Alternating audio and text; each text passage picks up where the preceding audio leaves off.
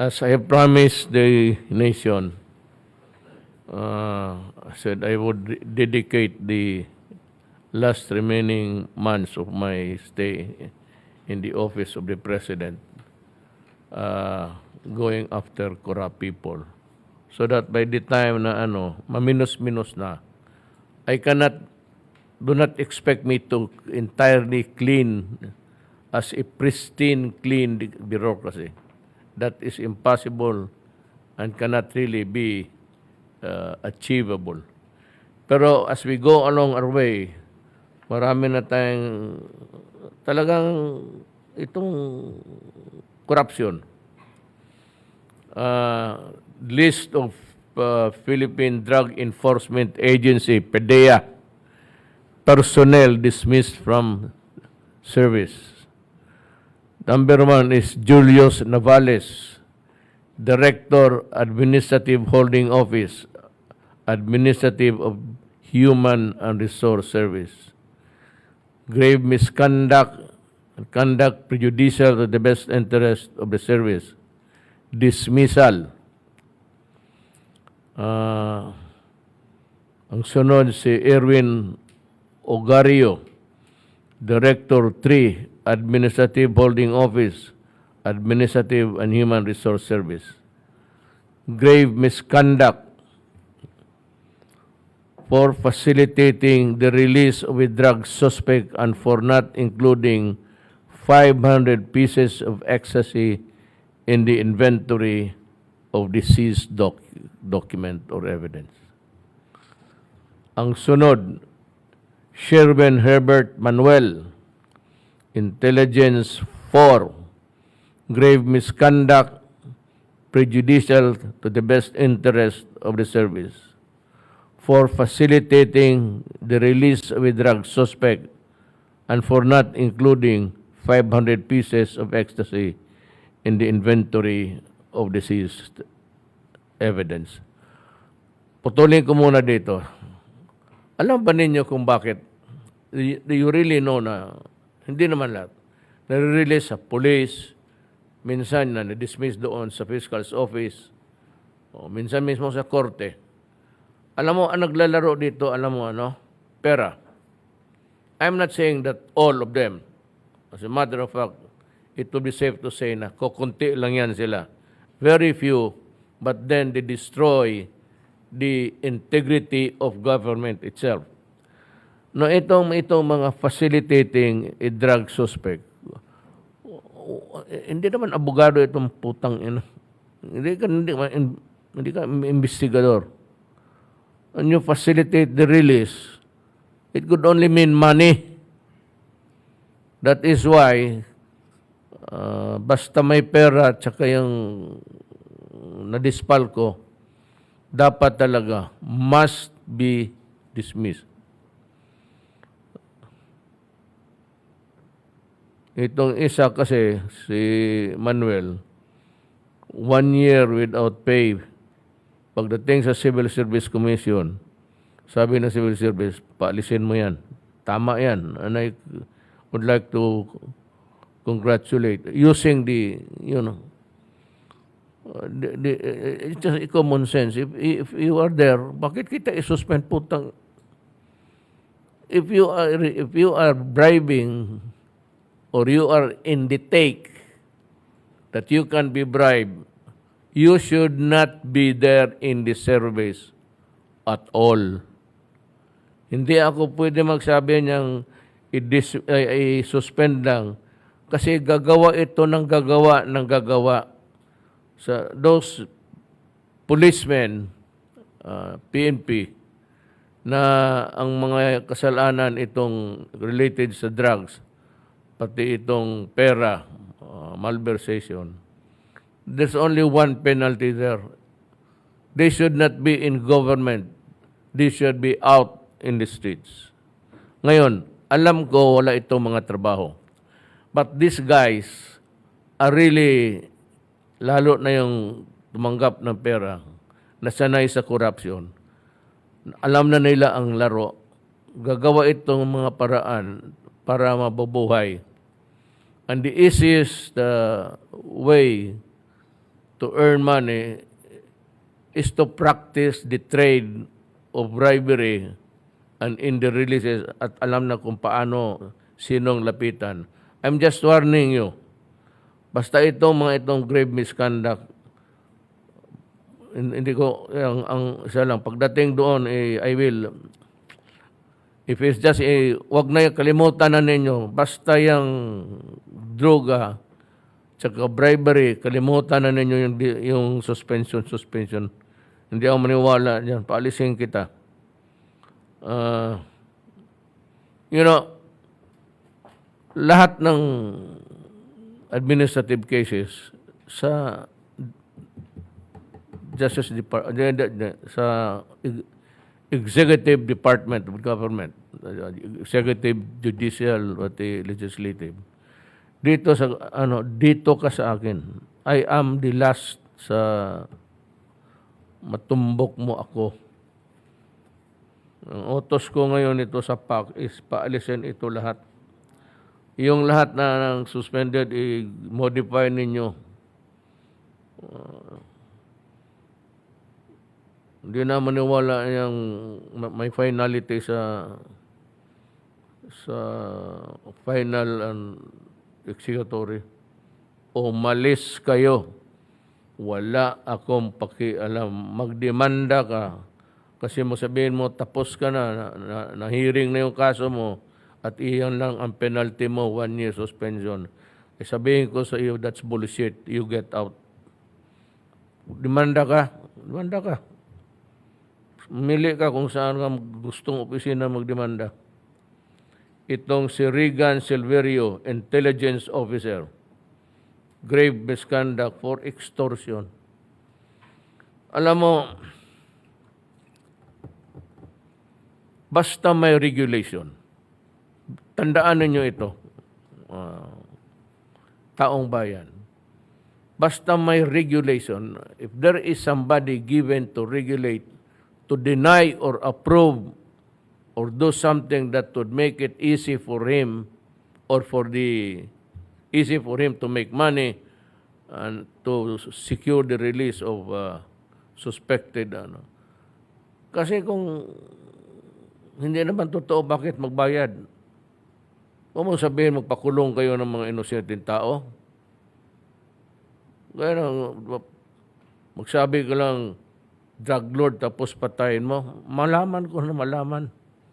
Ikaw na lang ipapatay ko rin. Sama kayo sa impyerno. Malaman ko ng malaman. Totoo lang. Baski anong sekreto ng transaction mo, alam ko.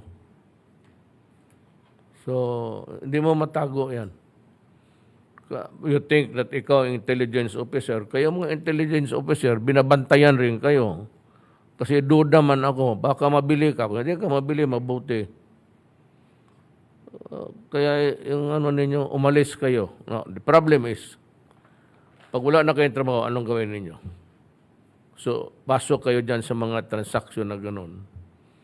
Kaya I'll be asking the Pdea to come up with the list of itong lahat ng mga tao in government, lalo na yung law enforcement, na kung sino yung napatanggal. Kasi may suspetsa ako, hindi lang suspetsa, sigurado ako na gagawa ito ng milagro para to continue with this nefarious activity. So bantayan ito sila. There must be a team dedicated to watch only these guys who were dismissed from the service. Itong si Hasan Muharram, administrative staff, grave misconduct for testing positive for drug use. Ito yung mga sana wag na ako makahuli ng ganito. Yung hulihin ninyo isang tao, tapos ipatest ninyo ng positive, tapos kunan ninyo ng pera, that is extortion. Tapos you invasive yung injection. Wag lang sana kasi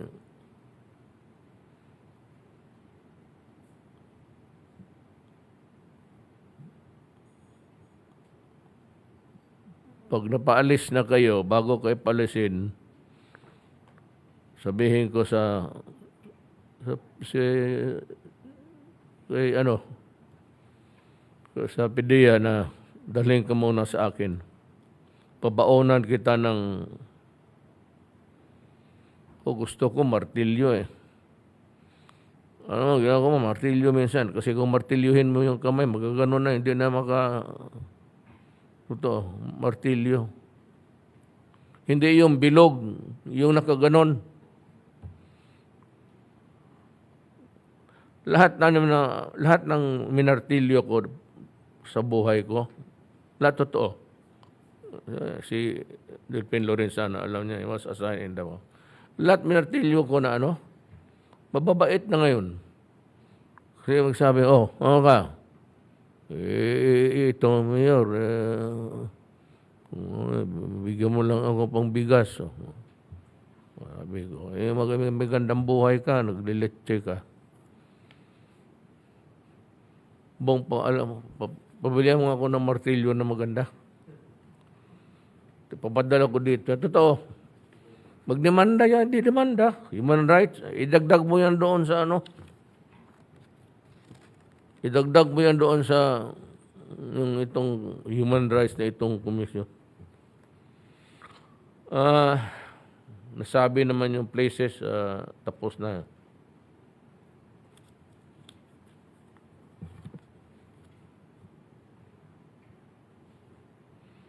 There are only 10 countries today.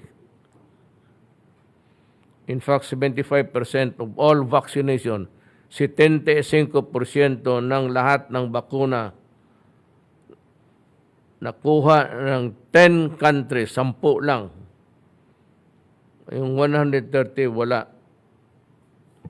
So, maghintay tayo at sana, hindi naman ako I'm not trying to, I said, pontificate here.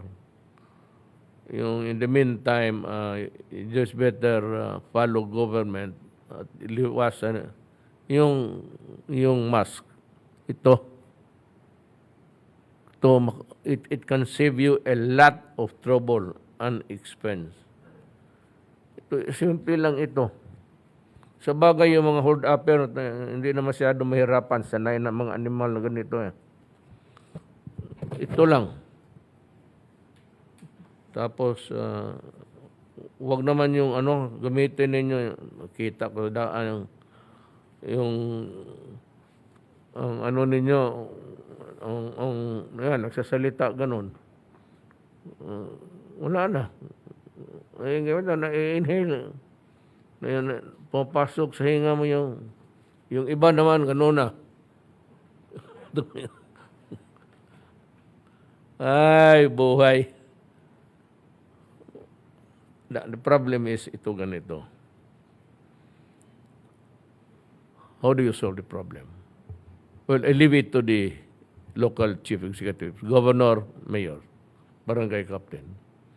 Yung mga tao na walang-wala talaga. Hindi makabili nito, kabilihin mo to. Yung ibang wala nga pagkain, hindi ka makabili ng ulam.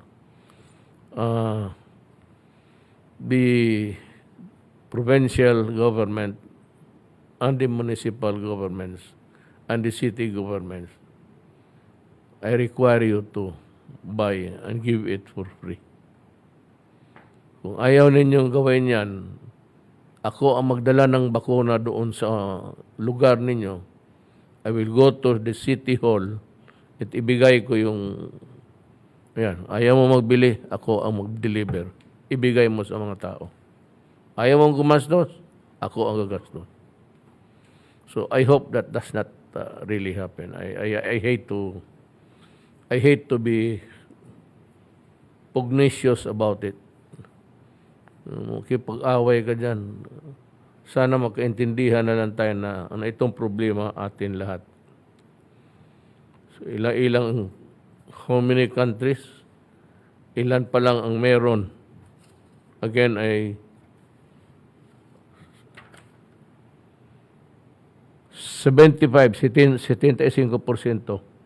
nandiyan lang sa 10 na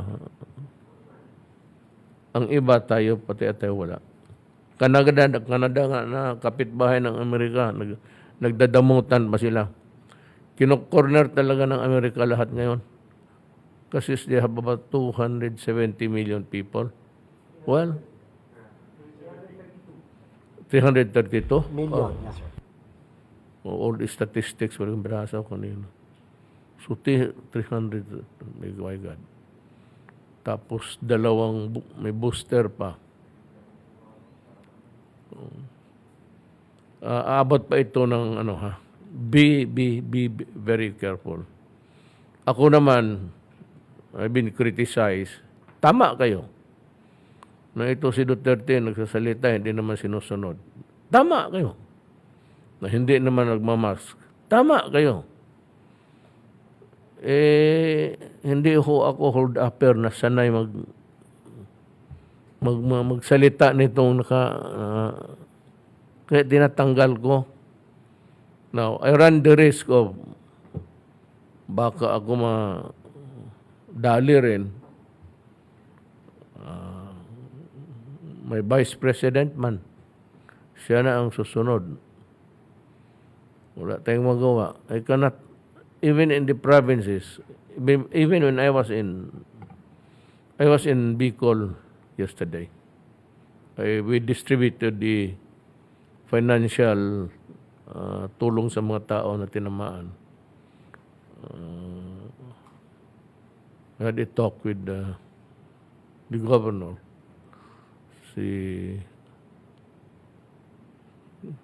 Sino ganun mo? Si Pimentel.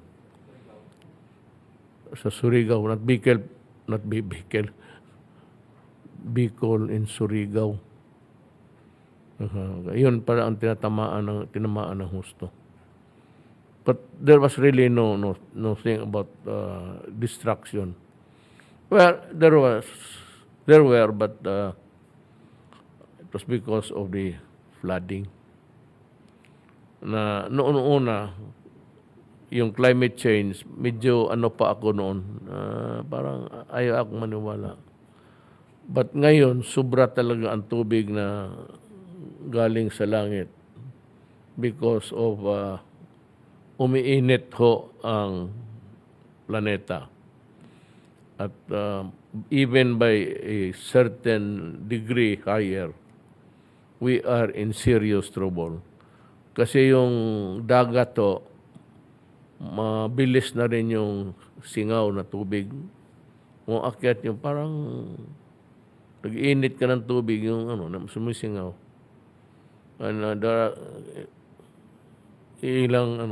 biggest, mas marami pa sa landmass ang tubig. Kaya kung bumagsak yan, talagang tudo-tudo. And we are not prepared for that. Noon, we have the typhoons and the hot weather and the cold weather, usually in December. Pero ngayon wala ng panahon sa bagyo. The bagyo can come anytime. Nagwawala ang tubig nga sa dagat. Usually sa Cebu. Galing Pacific, it hits Cebu, Leyte, Bicol. Yung nasa malapit sa Ang Mindanao, ano ba yung pangalan ng typhoon? Auring? Unang sa nag-plot yung mga taga Pag-asa, ang ka-level niya sa Mindanao.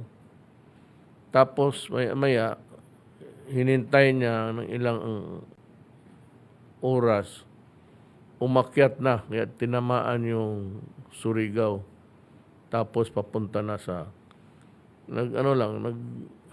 nag-coastline lang siya. Ang Mindanao was spared. Davao was spared. We have to thank the good Lord for that. So many things really coming our way, problems. But if you want to have an advice, if you're ready to get one, there is only one thing really that can save this planet. It's God. Maybe we should pray more. Whatever the God, ako, I have my own God. Of course, it's the same God with everybody. Yung God ng Moro, ng Muslim. Assalamualaikum sa inyo. Ano lang, magdasal tayong lahat kasi mahirap yung buwan-buwan it's destructive to the nation. Tsaka yung pera. Hindi na namin nauna doon nauna na yung mga sila Generalad. Ang dinala ko na lang kahapon, talk to Governor Pimentel, yung monetary tulong.